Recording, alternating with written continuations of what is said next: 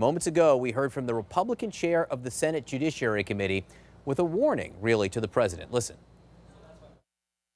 I think it would be suicide for the president to fire him. I think the less the president says about this whole thing, the better off he will be.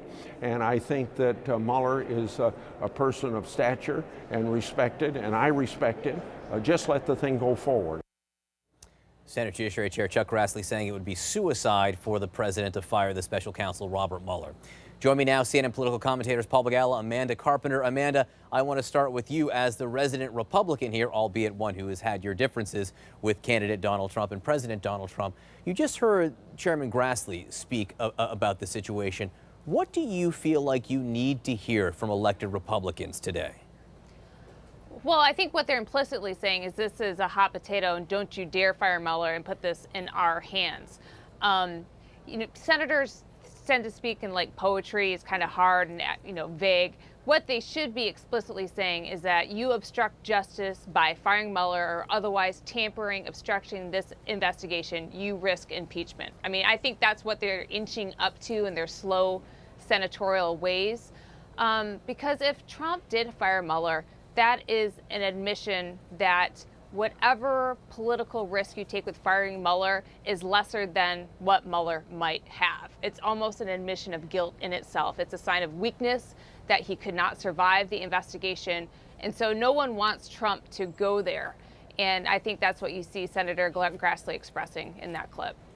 So Paul, our friend Hugh Hewitt, who we all know and love, said something this morning. I wanted to get your take on it. The president said last night that this is an attack on our country. And Hugh Hewitt basically said, well, if Ken Starr had raided the office of David Kendall, President Clinton's lawyer, way back during Whitewater and Monica Lewinsky, that Bill Clinton would have had a similar response. Nonsense. When the commander-in-chief sitting with your military leaders, debating and discussing how to respond to a chemical weapons attack in Syria, and you say that my lawyer getting in trouble is an attack on America? Actually, the Russians attacked America, an act of war, in the words of John McCain, when they hacked into our election to advantage Donald Trump. Donald Trump never calls that an attack on America. No, it's really outrageous for him, in the presence of military leaders, to call his lawyers' legal problems an attack on America. It shows you, as my now late friend Zell Miller used to say, a hit dog hollers. Mr. Trump is hollering because he knows this hurts. This is hitting him. Yeah, I do think he's showing guilty knowledge. Go ahead, I think Amanda. we have to keep these issues separate until we know that they are commingled, right? Like the raid on Michael Cohen's office is more than likely related to the Stormy Daniels payments, which is not related to the Russia investigation.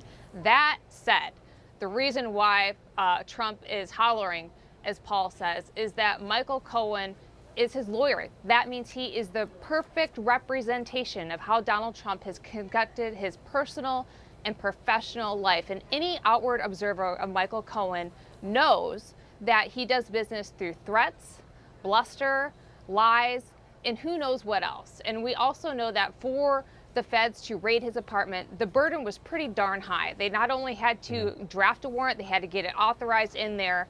And so do these roads eventually lead together? Perhaps, but it all gets back to whether it's Russia, whether it's Stormy Daniels, are the lies and secrets the president has and how he has kept them from the public in his ascension to the presidency.